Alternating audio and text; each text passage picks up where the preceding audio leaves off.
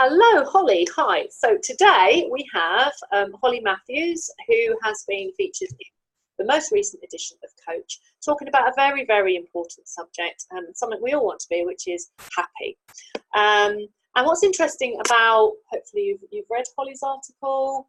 If you haven't, then you can still go and subscribe and get it. But she talks about happiness being a choice, and that's what we're going to talk about today.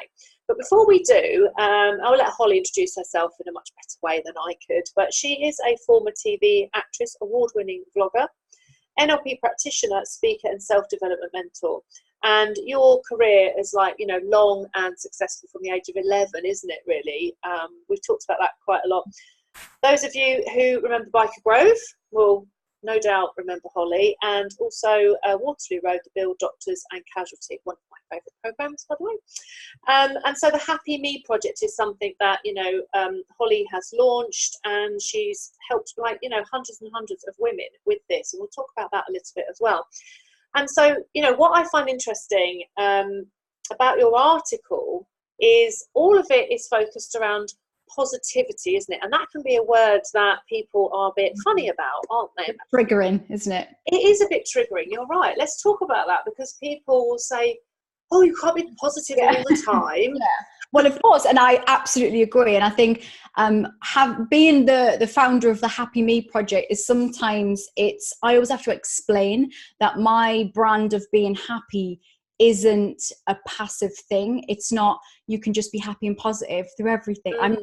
It's not, this is not hippy dippy nonsense. I think it can create quite the opposite feeling if somebody just tells you just be positive. Then what does that even mean? I mean, what? That's not tangible advice. So in terms of how No, it's not, you're right. No, just it's quite unhelpful, actually. In fact, it'd probably drive you the other way. Well, exactly.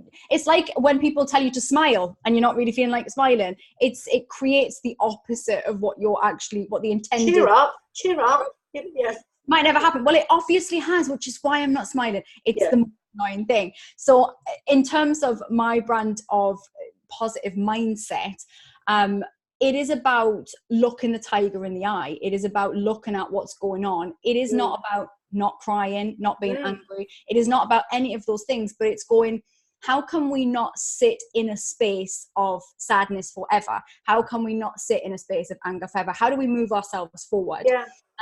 And being happy, how can you possibly really fully understand happiness without having the other side of it? I think you need the measure, right? Otherwise you just don't know what you feel. And that's interesting. Yeah. And you talk about that permanent state, and it's funny how people will think, I'm either happy or I am sad. I am this or I am that. And of course our state changes, doesn't it, in any given moment, and I can be happy one minute and then really annoyed the next because something's happened. But does that mean I'm not happy? And of course it's a very interesting issue, really, and people are funny about it, aren't they, as well? Especially let's go straight to the point, when people are grieving, and you've been through huge loss in your life, huge shock, huge trauma, all those things which absolutely could not be cast over with just be positive, Holly. It's not like that at all. And what you went through was massive, with losing Ross. But the thing is, although it feels like that permanent state all the time, there were pockets even during that you could be positive. I mean, can you talk to us about that a little bit? What happened and how you applied your own methods? Yeah, and I really did. And I feel very lucky that I'd actually done a lot of self-development before. So I had that's tools key in my too. locker. I really do feel glad that I did. And that's why it's always important, regardless of what you've got going on, whether your life seems rosy, it's good to have this stuff, because it won't always be. And excuse me, during the lead up to really knowing that my husband, so my husband, for those that haven't yet read the article, my husband died of brain cancer. And up until, from his very diagnosis, we knew it was bad. So there was always part of us that was hopeful and you're ready to, do whatever we had to do. And whatever it takes was always our mantra. Whatever it takes. Okay, next stage, next step. Always just looking that little bit in front, not trying to overwhelm ourselves with the bigger picture. We always had that. And sorry to interrupt you, but that is we kind of gloss over that almost. It's such an important strategy to kind of be where you're at, because I was talking to somebody about this the other day, a client, and a health issue. And of course, run right down the path, right to the absolute worst outcome that could possibly, then how it's going to affect everyone, and then this and then that, and then of course, brain explosion. So that strategy there of that instant, this is where we're at, staying present is really, really important. And it was really important. And what we, and to expand on actually a similar point, what we would do, we used to talk about banking moments. Yeah. So we used to say, and I'm not talking about the big moments, the weddings and the big celebrations. I'm talking about sitting, watching rubbish television, chatting. And there would be times throughout Ross having cancer, because I knew how the reality, we knew that the truth, the reality was that he probably would die of cancer eventually. We didn't know what the timeline of that was, and we hoped for a long time. But we knew that this probably, the severity of it would mean that his body would eventually not be able to keep it at bay. So we really talked about finding beauty in the mundane, finding beauty in those tiny moments. And there would be times, and because I actually banked them in my head, and I said to myself, I'm going to bank this moment. Yeah. I have a really vivid picture of those moments. Like photographs. Yeah. And tiny moments of him painting the walls with the kids, and I would think to myself, and this doesn't have to be because you're going through something terrible. This could just be like, let's be alert and mindful to life. Absolutely. These moments, your children are growing up, you are aging, we are changing. So these moments, you don't get them back. And so by doing that during that time and thinking, I'm banking this moment because I might never get it again, it did help me to process this along the way. And during the time of Ross being in the hospice, I really actively dug deep in my personal development skills, and I meditated, and I was very, very zoned in, I would say, on my stuff. I didn't allow anyone else's negativity or anybody else's version of how this was going to go into my. Absolutely, because there you're talking about your own emotional boundaries, which of course are going to help anyone, but certainly in a situation like that, when there's a lot going on around you that could easily sap you, drain you. And some people might say, well, that sounds quite selfish, just thinking about yourself and all your stuff, and what about your husband, and what about your kids? And of course it doesn't mean that, does it? So you might have even heard people say that, but you've got to give to them, you've got to do this, you've got to do that. So as people say that you can't pour from an empty cup, and certainly during those times I knew that if I was going to get everybody else through this, if I was that person, that strength, and I knew that I could be, I also had to take care of myself. And each, it was certainly when you're going through a loss, everybody, or ill health, everybody's got a story, everybody's got a thing where they went through a thing, and they want to give you their version. And what I had to remind myself very early on was, I've never lived my life in the same way as anybody else ever. Not in None of us have we? It's actually impossible. I mean, exactly. Of course. How could we do that? I mean, that's the crazy thing. And as soon as you go into somebody else's version of the world and try to live it in that way, you spin yourself out, because then you go, well, I don't understand their way of thinking. I don't know how they would respond to this. I know that lots of people would have responded differently to me, but I had to really be very. And what does that mean? I mean, that's not even helpful, is it? So, what is it? When people say, oh, I would be like this, or they would be like that, you're like, well, okay. Great, that's good for you, or good for them. But, for me, and this is, people have got to think about, what I'm hearing you say is that they've got to think about what is right for them in these situations. And you're talking about being present, right, which is so powerful in everything. Like right now in our lives, all we have is you and me and this Zoom. This is our life. And I don't know what's going to happen in half an hour, or I've got I do know it's in my diary, but I don't really know how I'm going to feel or anything. So when you can really enjoy what you're doing, it means that in times like that, you can still, say, for instance, you can still go for a walk and feel happy with your kids. You can still, go and meet a friend for a coffee and enjoy the conversation. But I think when people are in difficult times, it just totally overwhelms, doesn't it? And I think it goes back to those really focusing on those tiny moments and the right now. Right now, we are doing this right now. For me, during the hospice time, in the hardest time when my husband was asleep and just actively dying, and it was, we were there for 2 weeks when he was not responsive at all, and he was just incredibly hard. a horrible experience. But I knew that if I focused on that and the nightmare that everybody else was telling me was happening, then I would live in a nightmare. Absolutely. And I didn't want to live in a nightmare. I wanted to get through it, and I wanted to do it with dignity and understanding and a process of, I guess, preemptive healing of what was happening, and allowing myself to be. And that doesn't mean at all not crying or being emotional or not having stuff, not having your stuff together. It's not denial, is it? Denial. Not talking, this is not happening, I'm going to be positive, everything will be fine, and then going into trauma when it's not. No, it's not that. It's just about going, okay, so that is happening, and where is the good? And there was, even times in the hospice when I would really actively look at gratitude, I would really focus on that. And that can be incredibly triggering for people when they're going through something. And I'm certainly not suggesting when somebody's going through something, go, you know what, you should start feeling more grateful. I'm not suggesting do that, because they will likely punch you straight in the face. And of course, not grateful for that.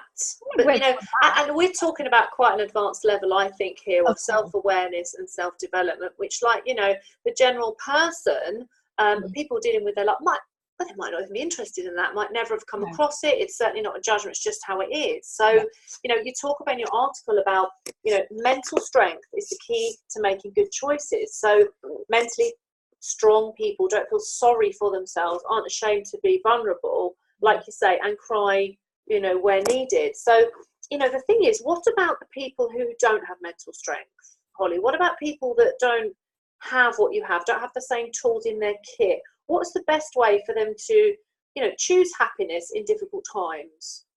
I think a lot of it comes down to self-care and being, and the choices are this: you either give up, which I think even in people's darkest times, they don't really want to feel how they're feeling. They don't want to feel sad, and they don't really want to give up. What they want is the pain not to be there. So I think if you can practice anything, it is self-care, and self-care being firstly honoring how you're feeling. It isn't about denial. Acknowledging yourself. And really being kind to yourself, being around the people that you need to be around, not being around the people that you can't deal with at that moment. Just really being kind to yourself. And I think even if you don't understand self-development, you've never done it, and it feels far-fetched and far removed, just keep it simple. Keep it simple. Be kind to yourself. I mean, really on a basic level, don't expect so much of yourself. One of the things I really actively consciously made a decision was to not judge myself during the process. Not, especially when you do self-development, you can think, well, I should be doing it this way because I know this stuff. It can get in the way a little bit sometimes. Of you going, okay, just let yourself be. And even now, I'm 2 years down the line of Ross dying, just over 2 years. And even now, I will have days or moments where I go, oh God, it can feel like... It's not long. It's not a long time. It's not a long time. It's not. And I'm living with, my daughter's grief as well, having 2 young daughters, and their grief is far more obvious than, I guess, an adult's grief. Yeah. And less filters to it, isn't there? There's more of it's because of this. And what even now, I still have days where I'll go, do you know what? I'm not going to produce my best work today. What I want to do is watch Netflix in my pants and eat ice cream. Absolutely. And that's what I'm going to do. And I think even people who really don't do self-development, they can, if you can offer them advice, it's to be kind to themselves and to just take each moment and not expect so much of themselves. Just because someone did something and somebody you saw on Instagram was looked like they were okay or dealing with it in a certain way. Even if people follow me, we all know how true that is. Well, exactly. And even if people follow me, I think sometimes people see my stuff online and they must think, they perhaps even imagine that I'm stoic about the situation because I can say the words, my husband died. But that is purely, I have almost desensitized from those words because I actively, consciously did that, because Ross and I were together all the time. Every day, like constantly. We worked around each other. We're both self-employed. We barely spent time apart. We got on really well. So as soon as he died, I could not, even before that, I couldn't pretend this wasn't happening. There was no, and if I were to use language such as I've lost Ross. Yes. Lose him. He's not lost. He's dead. It's very important, that language that you, like you say, because you hear it, and obviously, you're trained in NLP, so as I, we understand what we're talking about here, but it's just really as simple as the words that people use help them or hinder them as well, or show different ways. And so, people often say that, I lost my husband. And it's quite disempowering, isn't it? I'm not saying that a death or a loss is empowering in any way, but it's how you speak about it. And like you say, you've aligned yourself with these are the facts. My husband died. That's the truth of the matter. And then whatever they make you feel or however you deal with it, it's a totally different level, right? But the language that you're using, for you, it works to be clear and to acknowledge it in that way. And the fact doesn't change whether you say lost or... Of course it doesn't, no.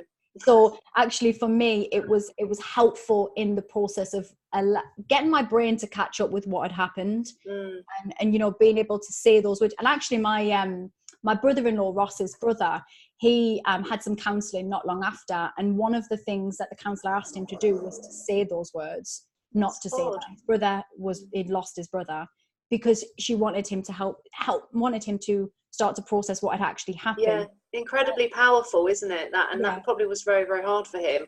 And some people listening to this might really resonate with those difficult times, but sometimes positivity and happiness it doesn't have to be, like you say, the really tough times. I mean, this is where you got everything that you use now from, you've got that grit, that purpose, that coping, and you help other people with that. But also just daily, it's about your state, your choice. People often say, this is the one that was the game changer for me. Oh, you made me feel so, fill in the blank, right? Yes. You made me feel so, and I'm going to give it all to you, Holly. It's all your fault. And I could not help how I feel. And this is what people will say in general. And I've said it myself in my life, of course, I'm sure you have, you just made me feel X. And of course, I don't do that anymore. But again, that is a level of development. And so most people will do that. And they say, well, you can't help it because you just will feel that way. So what do you think about that? Yeah. Well, I feel very similar to you. And even with my children, I will say, if they say, well, you've made me feel like this, or my sister made me feel like this, and say, she didn't make you feel like anything. You chose to. Yeah. And I know that's hard, as especially it is hard. That doesn't mean that the other person hasn't acted in a way that is acceptable to you. No, they may exactly. have acted in a way that is unacceptable, but you still have a choice on how you respond. Yes. If you respond with anger and you go back at that person, then an argument will ensue. If you respond by taking a calmer approach, you might be able to get some sort of different outcome. But we have these choices. And I think when we talk about happiness... People don't believe that, I don't think until it starts to you actually put these tools into practice and you go, oh my God, it actually worked. And then they might do it a little bit more. But up to that point, I truly believe that people will listen to videos like this and they will go, well, it's all very well to say that, isn't it? But, I was offended. Feel when X, Y, Z. And so, of course, there is a real level of development and responsibility, which is my favourite word, like responsibility for how you feel, because I don't want anyone messing up my day, Holly. And I don't care, with all due respect, I don't care what's going on in their days. I want to be happy, positive. I love most things these days. I'm very upbeat, and I do avoid negative energies. Now, that certainly doesn't mean that I can't be a miserable grump and I sit on the couch and don't ring me, I don't want to answer the phone. Of course not, but I'm choosing that. I'm totally in control. And it's practice. And I found it amazing when I realised that it was true.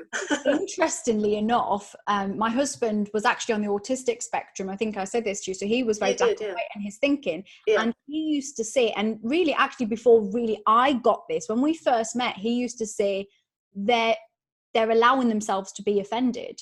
They're allowing themselves to be offended by what I say. Because obviously with him having a very zero filter on what he said, he would upset people sometimes because he would say what he believed to be true.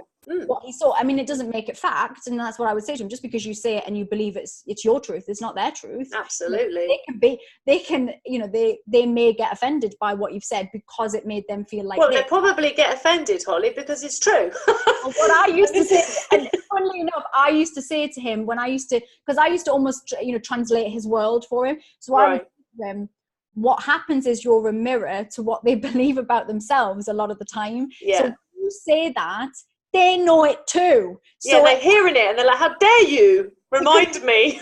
How you shine the mirror up. And often that would be the case. And he wouldn't really understand why he got the reaction, but he would see they've chosen to be offended. And people would get really annoyed when he said that. You know, I'm not choosing to be offended. I mean, I'm not offensive. Yeah. You're offending me. Well, no. And I think when we go back to happiness and really being conscious about our lives, that's a game changer. If you can Isn't go, it every just? choice I make, every emotion, you know, every time I respond, I am choosing how I respond. That is powerful. And that, you know, when we talk about the big stuff, the grief and the death or ill health, you still choose. And I really consciously made a choice when I went through that. I don't want to be unhappy. I will find whatever it is that makes me happy and helps me and my children get through it. And those are daily choices, sometimes hourly choices. But and that's it. And I really think when we are going through the toughest stuff, or even just we feel overwhelmed because life is life. Yeah, just stuff. Just get back to basics. I'm very much about getting back to basics. Eat well, sleep well, drink enough water, get outside, cry when you need to cry, be around the right people, and have some boundaries that are going to help you to, you know, protect yourself. You're so right. And also to look for the resources that can help you, because, you know, what I'm sort of feeling you're talking about there is like actually getting to know yourself, because I think what people do is that they just plow on, especially through difficult times, and there's so much to do, right? There's a lot of physical activity, backwards and forwards to things, family, lots of stuff to do, and there's one person that tends to take it all on and just plowing through, and they're not actually listening to their body, they're not listening, they're just like, no, I've got to do it, I've got to, and you'll see that mindset set in. So it's really like understanding that, you know, when you're feeling like that, like sometimes if I've had a very, very heavy day, and there's a few points last year working so hard, I just felt really odd. I wasn't quite sure what it was. It's not exactly stress, but I don't feel quite right. I don't feel that well, not well even. I didn't know, so I just went to bed, and that seemed to work. And I think that works. And I think, but you're right. I mean, you've hit the nail on the head. It's recognizing those triggers within ourselves, and they're different for all of us. You know, knowing actually I don't feel quite right, even if you can't put a finger on what that is. What can I do to address that? And sometimes it's just go back to bed. Sometimes it's just press reset. Often it's rest, you know, and that just retraction from the world that will help you for a while. And so I sometimes look as well at my diary now, and I think, right, I know that those 2 days are going to be super heavy. So I plan to eat earlier, because that's one of my New Year's resolutions, try and eat earlier and go to bed like by 9 instead of sitting, watching whatever, and just to be there. And I always remember my mum saying to me, well, at least if you're in bed, you can rest, you know, even if you're not sleeping. And I used to think, oh, mum, you know, but actually that's exactly what it is. And these days we call it self-care, but I think it's like giving yourself some value as well, because a lot of people will think, you know, this person is ill, or they're in the hospital, or my husband or my wife is poorly.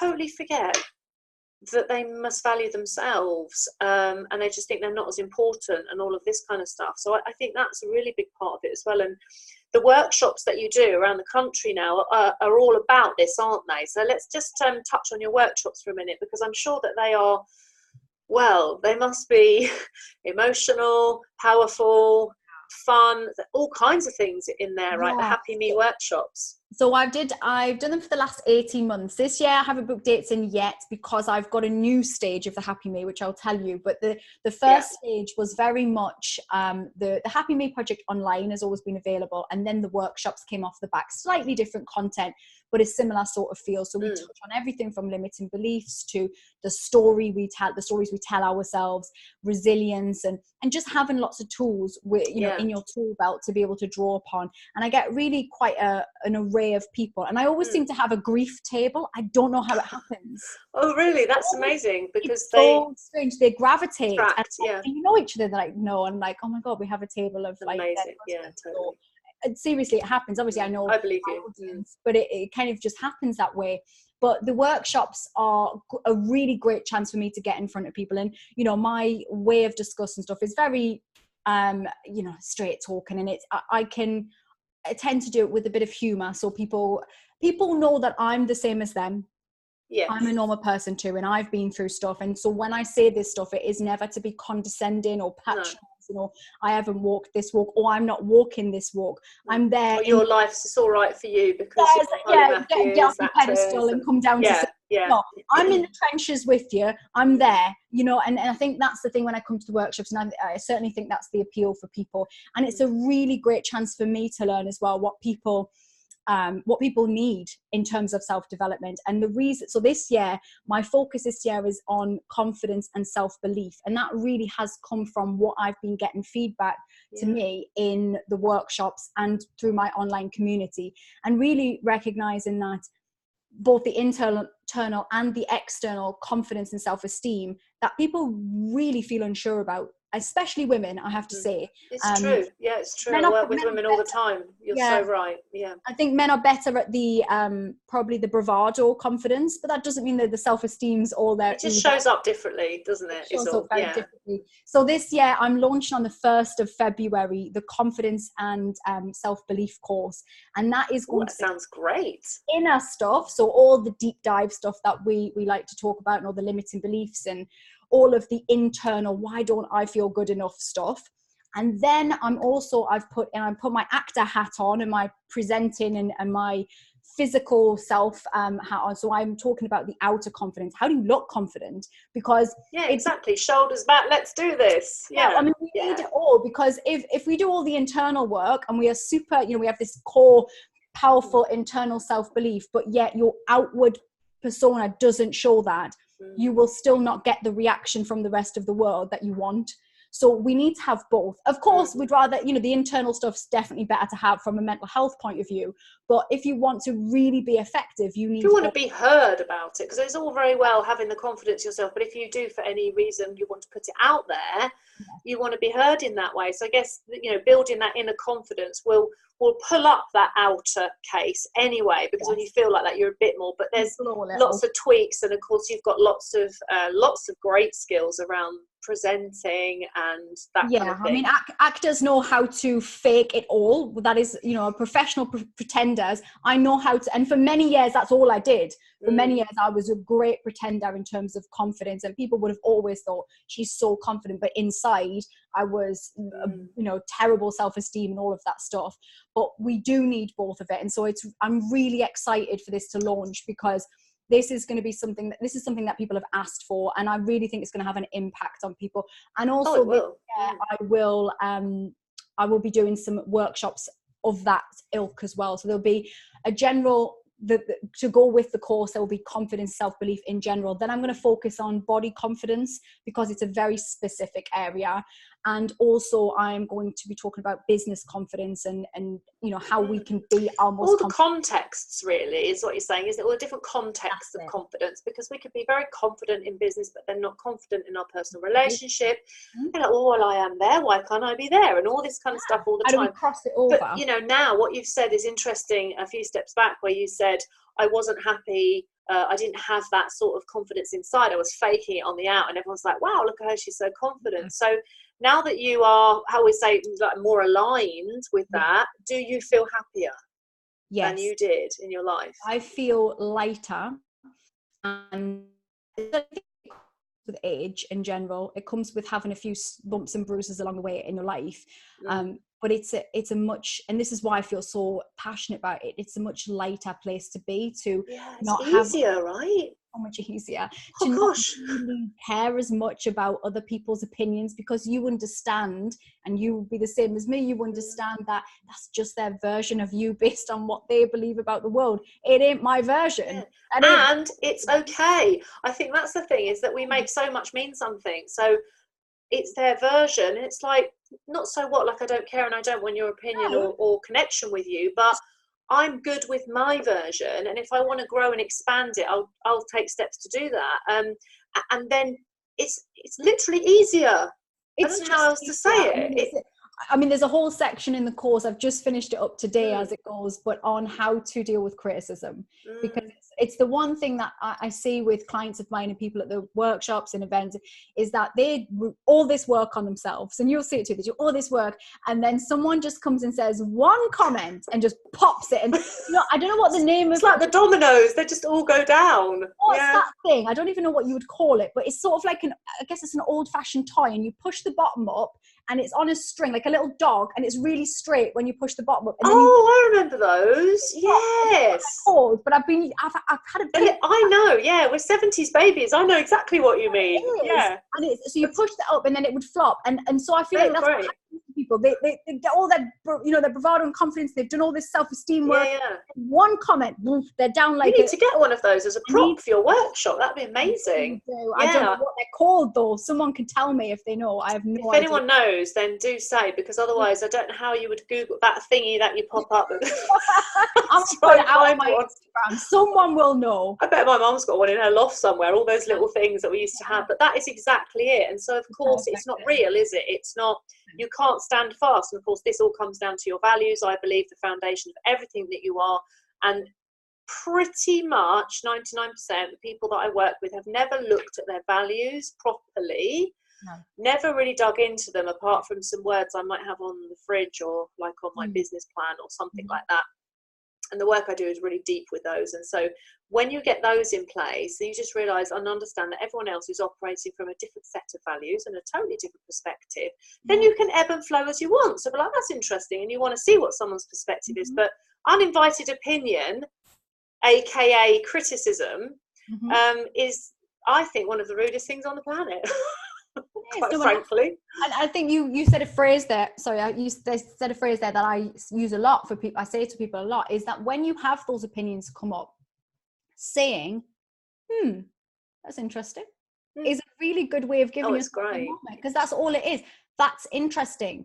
You can choose whether you let that in your heart and let it hurt and let it floor you and put you out of a line, or you can just go, that's interesting. I wonder what great step back as well. It's a great push away without any conflict, creating conflict. Oh, it's interesting that you think, And I, certainly in this online world that we live in, there are going to be many people with many opinions. Oh, and aren't there? Want to voice those opinions, and it is up to you whether you just. So everyone's going to start typing. That's interesting now. And I mean, I say it to my she's going to be worn out.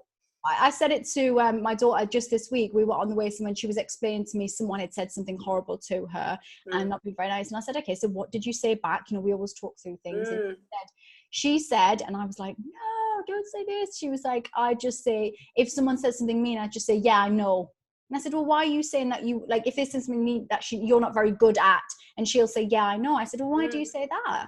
I said, it's not, that's just their, because then they can't say anything more because I've owned it. And I said, yeah, but that's really quite negative. I get why you're doing that. I see, I understand. It's a good start. She's got the thinking path, I get you, but I said to her, why don't you try saying, that's interesting. That's an interesting opinion. Thank you for sharing. But then later on that day, I said something about her being lazy, not putting her plate away. And she said, that's interesting.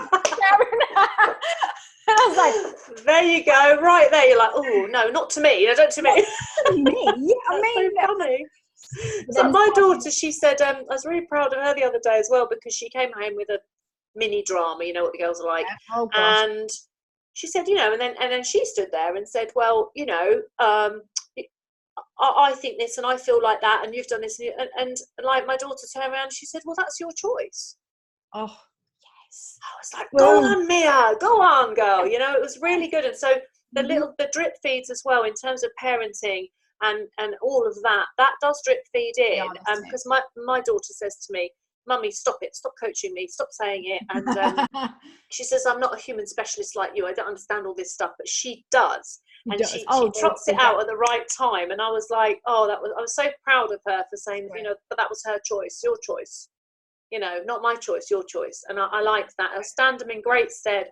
Well, Holly, thank you so much. It's been fascinating to talk to you as ever. I always love talking to you, and hopefully you'll come and be a guest on the Coach podcast, and we'll dig into more of the same. If you haven't read the article, get a copy of it and do read it and think about your life and how you can choose to be happy in the moments, even when times are challenging. So I hope it's helped all of you. And thank you once again, Holly. Thanks so much. Take care. Bye-bye. Bye.